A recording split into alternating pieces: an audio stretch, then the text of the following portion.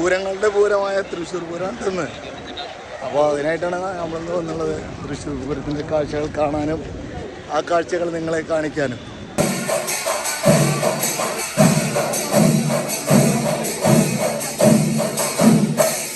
ഇലഞ്ഞിത്തറ മേളം നടക്കാൻ പോകുന്ന സ്ഥലം രാവിലെ വന്നിട്ട് കാണാൻ വന്നതാണ്. ഉച്ച നേരത്തെ ഇവിടെ അടുക്കാൻ പറ്റില്ല, ആ ജാതി തിരക്കായിരിക്കും. അപ്പോൾ ഇന്നിപ്പോൾ രാവിലെ അതിൻ്റെ വിശുദ്ധമായ കാഴ്ചകൾ നമ്മുടെ വീഡിയോയിലൂടെ കാണാം. പ്രശസ്തമായ ഇലഞ്ഞിത്തറ മേളം നടക്കുന്നത് ഇവിടെയാണ് കേട്ടോ. തൃശ്ശൂർ പൂരത്തിൻ്റെ ഇലഞ്ഞിത്തറ മേളം. ഇതാണ് ആ ഇലഞ്ഞി. ഇതാണ് നമ്മുടെ ഇലഞ്ഞിത്തറ മേളത്തിൻ്റെ ഇലഞ്ഞി. ഇവിടെയാണ് ഇലഞ്ഞിത്തറ മേളം നടക്കാൻ പോകുന്നത്. ഇന്ന് 2 മണിക്കാണ് ഇലഞ്ഞിത്തറ മേളം.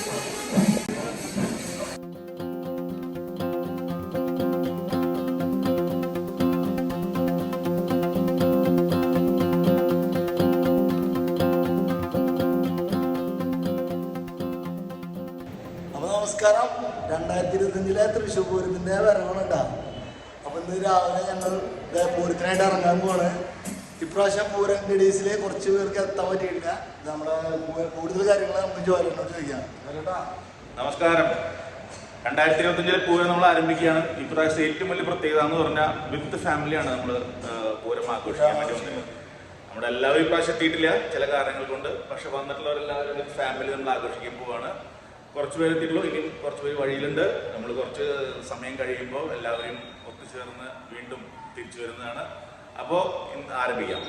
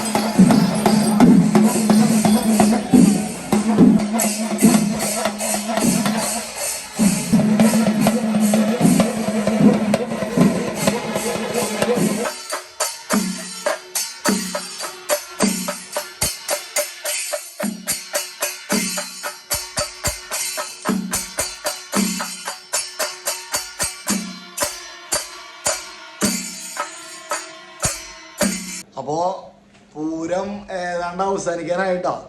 ഏകദേശം സമയം 11:30. ജോലിയുടെ ഇന്നത്തെ നമ്മുടെ പൂരത്തിന്റെ എക്സ്പീരിയൻസ് ഒന്ന് പറയാൻ പറ്റുമോ? ആദ്യം തന്നെ ഒരു കാര്യം പറയട്ടെ. പൂരം അവസാനിക്കാറായി എന്ന് പറയാറായിട്ടില്ല. വെടിക്കെട്ടിനെ പോണേ സമയം 3 മണിയാണ് വെടിക്കെട്ടിന്റെ ആരംഭിക്കുന്നത്. പക്ഷെ അത് 4 ആവും, അത് നോക്കണ്ട. പക്ഷെ പൂരം അവസാനിക്കുന്നത് നാളെ ഉച്ചയ്ക്കാണ്. ഉപചാരം ചൊല്ലി പിരിയുന്നവരെ പൂരമുണ്ട്. അതുവരെ പൂരം നാളെയാണ് ശരിക്കും തൃശ്ശൂർക്കാരുടെ പൂരം. ഓക്കെ. അപ്പൊ ഇന്ന് നമ്മള് രാവിലെ എന്തുണ്ടായി? നമ്മള് എലൈറ്റിന്ന് ഇറങ്ങി നമ്മളത് ആരംഭിക്കുക. അതുകൊണ്ട് നമ്മൾ എലൈറ്റിന്ന് ഇറങ്ങി നേരെ അവിടെ പോയി നമ്മള് ചെറുപൂരങ്ങൾ കാണാൻ പോയി. അതെ, ഓരോ ചെറുപൂരങ്ങളും വളരെ ഭംഗിയായിരുന്നു. ഒരുപാട് സ്വാതന്ത്ര്യം ഉണ്ടായിരുന്നു. ഒരുപാട് റെസ്ട്രിക്ഷൻസ് ഒന്നും വളരെ കുറവായിരുന്നു. ഈ വർഷം വളരെ ഭംഗിയായിട്ട് ഒന്ന് കാണാൻ സാധിച്ചു. നമ്മള് വിത്ത് ഫാമിലിയാണ് വന്നത്. അതാണ് ഹൈലൈറ്റ്. അതന്നെ. അപ്പോ അവർക്ക് ഒരുപാട് സന്തോഷമായി. കുടുംബത്തിന് ശരിക്കും നിന്ന് കാണാനുള്ള സൗകര്യങ്ങളൊക്കെ കിട്ടി. അവര് ശരിക്കും നിന്ന് ആസ്വദിച്ചു, മേളൊക്കെ ആസ്വദിച്ചു. അതിനുശേഷം 11 മണിയായപ്പോ നമ്മള് മഠത്തിൽ വരെ അവിടെ കുറച്ച് തിരക്കൊക്കെ ഉണ്ടായിരുന്നു. എങ്കിലും മേളം കാണാൻ പറ്റി. പഞ്ചവാദ്യത്തിൽ നിന്ന് ആരംഭിച്ചു. നമ്മളത് കേട്ടു, കണ്ടു, അവിടെ വരെ എത്തിച്ചു. അതെ, ഭംഗിയായിട്ട് മുൻ വർഷങ്ങളെക്കാളും എന്താണ് വ്യത്യാസം എന്ന് ചോദിച്ചാൽ കുറച്ച് കൂടുതൽ സ്വാതന്ത്ര്യം എല്ലായിടത്തും നമുക്കുണ്ട്. അതുകൊണ്ട് തന്നെ നമുക്ക് കുടുംബസമേതം നിന്ന് മേളം ഒത്തിരി നേരം ആസ്വദിക്കാനുള്ള ഒരു സാഹചര്യം ഉണ്ടായി. അതാണ് ഇപ്രാവശ്യം ഒരു വ്യത്യാസമായിട്ട് പറയാനുള്ളത്.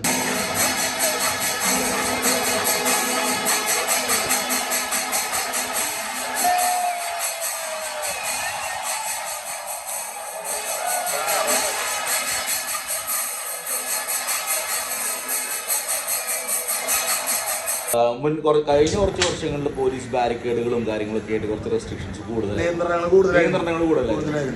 പക്ഷേ ഈ പ്രാവശ്യം സമയം കൃത്യമായിട്ട് പാലിക്കാൻ അവർ ശ്രമിച്ചിട്ടുണ്ട്. എല്ലാം കൃത്യമായി നടക്കാൻ. പക്ഷേ കുടമാറ്റം നമ്മൾ വിചാരിച്ചതിനേക്കാൾ കൂടുതൽ തിരക്കുണ്ടായിരുന്നു ശരിക്കും പറഞ്ഞു. തിരക്ക് മാത്രമല്ല ഒരു 7 മണിക്ക് ആകുമ്പോൾ തീരുന്നത് ഇപ്രാവശ്യം വളരെ ഒരുപാട് കുടകളുണ്ടായിരുന്നു മാറാനായിട്ട് അല്ലേ? നമ്മൾ കണ്ടില്ലേ അവസാനം 7:30 തീർന്നപ്പോ. മാത്രല്ല അവസാനമൊക്കെ ആയപ്പോ നല്ല ബ്യൂട്ടിഫുൾ ആയിട്ടുള്ള കുടകൾ വന്നു. LED ഒക്കെ വെച്ചിട്ടുള്ള ഒരുപാട് നല്ല കുടകൾ വന്നു. അത് വളരെ ഭംഗിയായിരുന്നു. അതും നമ്മുടെ കുടുംബാംഗങ്ങൾക്ക് വളരെ നല്ലൊരു എക്സ്പീരിയൻസ് ആയിരുന്നു. ഓക്കെ,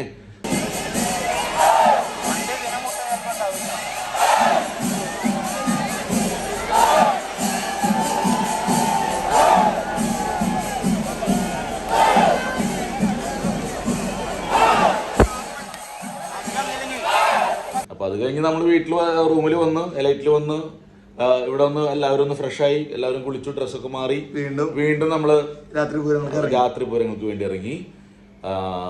പറമ്പിക്കാവ് ഭഗവതിയെ കാണാൻ പോയി.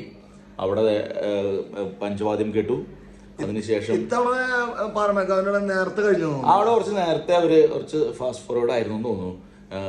കാരണം എനിക്ക് തോന്നുന്നത് 2 ദേവസ്വങ്ങളും കാര്യങ്ങളെല്ലാം കൃത്യസമയത്ത് തീർക്കാനുള്ള ഒരു തന്ത്രപ്പാടിലായിരുന്നു തോന്നുന്നു. അതുകൊണ്ട് തന്നെ കഴിഞ്ഞ പ്രാവശ്യത്തെ പോലെ ഒരുപാട് നമ്മൾ പ്രതീക്ഷനേക്കാളും പെട്ടെന്ന് അവർ കയറി അകത്തേക്ക്. പക്ഷെ നമ്മൾ അവിടുന്ന് വീണ്ടും തിരിച്ച് നടുവിലാലിനോട് വന്നു. ചെറുപൂരങ്ങൾ കണ്ടു. അത് ഭംഗിയായിരുന്നു. രാത്രി വിളക്കുകളുടെ വെളിച്ചത്തിൽ നെറ്റിപ്പട്ടം കിടന്ന് തിളങ്ങി ആ ഒരു ബാക്ക്ഗ്രൗണ്ടിൽ ആനകളും ആ പഞ്ചവാദ്യത്തിൻ്റെ മേളവും കുഴലും കൊമ്പും ഒക്കെ വളരെ ഭംഗിയായിരുന്നു. അത് വളരെ രസമായിട്ടൊന്ന് കാണാൻ സാധിച്ചു. അതന്നെ മുന്നേ പറഞ്ഞ പോലെ അതന്നെ. അപ്പോൾ പക്ഷെ നമ്മൾ 11 മണിക്ക് മടത്തിൽ വരവ് വീണ്ടും ആരംഭിക്കുമല്ലോ രാത്രി. പക്ഷെ അത് നമ്മൾ സ്റ്റാർട്ട് ചെയ്ത് ഓടിപ്പോന്നു. കാരണം ഇനി നിന്ന് കഴിഞ്ഞാൽ അറിയില്ലല്ലോ റെസ്ട്രിക്ഷൻസ് ഉണ്ടോന്ന്, ബ്ലോക്ക് ചെയ്യുമെന്ന് അറിയില്ലല്ലോ. വന്നു. ഇനി ഞങ്ങള് വെടിക്കെട്ടിന് വേണ്ടിയിട്ടുള്ള പ്രിപ്പറേഷനിലാണ്. ഞങ്ങള് രാത്രി പുലർച്ചെ 3 മണിയാണ് സമയം പറഞ്ഞിരിക്കുന്നത്. പക്ഷെ ഞങ്ങളൊരു 11:30 ആകുമ്പോൾ ഫാമിലിനൊക്കെ മുകളിലേക്ക് വിട്ടു. ഞങ്ങളിതേ പോവാൻ നിൽക്കുന്നു. 12 മണിക്ക് അവിടെ പോയിരിക്കാനുള്ള പരിപാടിയിലാണ്. 2-3 മണിക്കൂർ അവിടെ ഇരുന്ന് കഥയൊക്കെ പറഞ്ഞ് ഒരു പാട്ടൊക്കെ പാടി വെടിക്കെട്ടിന് വേണ്ടിയുള്ള കാത്തിരിപ്പാണ്. അതെ. അപ്പൊ എല്ലാവരും ഹാപ്പി ആയിട്ടിരിക്കുന്നു. ഈ പ്രാവശ്യം പൂരം ഗംഭീരായി. ചൂടുണ്ടായിരുന്നില്ല എന്നുള്ളതാണ് ഒരു പ്രത്യേകത ശരിക്കും പറയാണെങ്കിൽ. വലിയ ചൂടില്ല. ആ ചൂടുണ്ടായിരുന്നു. പക്ഷെ ചില വർഷങ്ങളിലൊക്കെ ഉണ്ടാവുന്ന പോലെ ചുട്ടുപൊള്ളുന്ന ഒരു ചൂടുണ്ടായിരുന്നു. നല്ല അത്യാവശ്യം ഇടയ്ക്കൊക്കെ മഴക്കാരുണ്ടായിരുന്നു. നല്ല ക്ലൈമറ്റ് ആയിരുന്നു. മഴ ചതിച്ചില്ല. നല്ല ക്ലൈമറ്റ് ആയിരുന്നു. വളരെ ഭംഗിയായിട്ട് ഈ വർഷത്തെ പൂരം ആസ്വദിക്കാൻ സാധിച്ചു. പിന്നെ വേറൊരു കാര്യം എന്ന് വെച്ചാൽ നമ്മുടെ പൂരകടീസിൽ ഇപ്രാവശ്യം ആൾക്കാർ കുറവായി പോയില്ലേ. പക്ഷെ അതിനുവേണ്ടി ഫാമിലീസ് വന്നില്ലേ, കുട്ടികളും ഇവർക്കൊക്കെ ഫസ്റ്റ് എക്സ്പീരിയൻസ് വളരെ ഭംഗിയായിരുന്നല്ലോ. ഇതുവരെ നമ്മള് പൂരകടീസ് നമ്മൾ ഗഡീസായിട്ട് കൂടിയിട്ടുള്ളൂ. അതെ, ഇപ്രാവശ്യം ഫാമിലി വന്നതുകൊണ്ട് അവർക്ക് ഫസ്റ്റ് എക്സ്പീരിയൻസ് ആയിരുന്നു. അവർക്കൊക്കെ ഒരുവിധം എല്ലാവർക്കും ഫസ്റ്റ് എക്സ്പീരിയൻസ് ആയിരുന്നു. എല്ലാവരും ശരിക്കും എൻജോയ് ചെയ്തു. അതന്നെ. അപ്പോ അതൊരു ഡിഫറൻസ് ആണ്. ഇനി അടുത്ത കൊല്ലം തൊട്ട് നമുക്ക് കൂടുതൽ ആൾക്കാരുണ്ട്. ഇനി ഫുൾ ഫാമിലി ആയിട്ടായിരിക്കും അടുത്ത കൊല്ലം മുതലേ പൂരം ഗഡീസ് പൂരം ആസ്വദിക്കാൻ വരുന്നത്. ഇനി വെടിക്കെട്ട് കഴിഞ്ഞിട്ട് പറയാം എങ്ങനെയുണ്ടായിരുന്നു വെടിക്കെട്ടെന്ന്. ഓക്കെ, നമ്മുടെ സാമ്പിൾ വെടിക്കെട്ട് തകർത്തു. അതിന്റെ ഒരു എക്സ്പീരിയൻസ് വെച്ച് നോക്കുകയാണെങ്കിൽ നല്ലൊരു വെടിക്കെട്ട് വരാൻ ചാൻസ് ഉണ്ട്. ഒരാള് കൂടുതലായി മറ്റൊരാൾ കുറഞ്ഞു എന്നൊന്നും പറയാൻ നമ്മൾ ആളല്ല. രണ്ടുപേരും അവരുടെ രീതിയിൽ ഗംഭീരമാക്കി സാമ്പിൾ വെടിക്കെട്ട്. അതുകൊണ്ട് തന്നെ മെയിൻ വെടിക്കെട്ട് രണ്ടുപേരും തിരുവമ്പാടിയും പാറമേക്കാവും തകർക്കും എന്ന് തന്നെയാണ് നമ്മുടെ പ്രതീക്ഷ. അതിനുവേണ്ടിയുള്ള വെയിറ്റിംഗിലാണ്. ഞങ്ങൾ അങ്ങോട്ട് പോവാനായിട്ട് തയ്യാറെടുക്കുന്നു. ഒരു 3-4 വരെ ഇങ്ങനെ വെയിറ്റ് ചെയ്യുകയാണ് അവിടെ. അടുത്തത് വെടിക്കെട്ടിന്റെ കാഴ്ചകളാണ്. അതെ, വെടിക്കെട്ടിന്റെ കാഴ്ചകളാണ്. അത് കാണാം. അത് കഴിഞ്ഞിട്ട് പറയാം അടുത്ത കാര്യങ്ങൾ. ഓക്കെ, അപ്പൊ എല്ലാവർക്കും പൂരാശംസകൾ. ഹാപ്പി പൂരം. ഓക്കെ.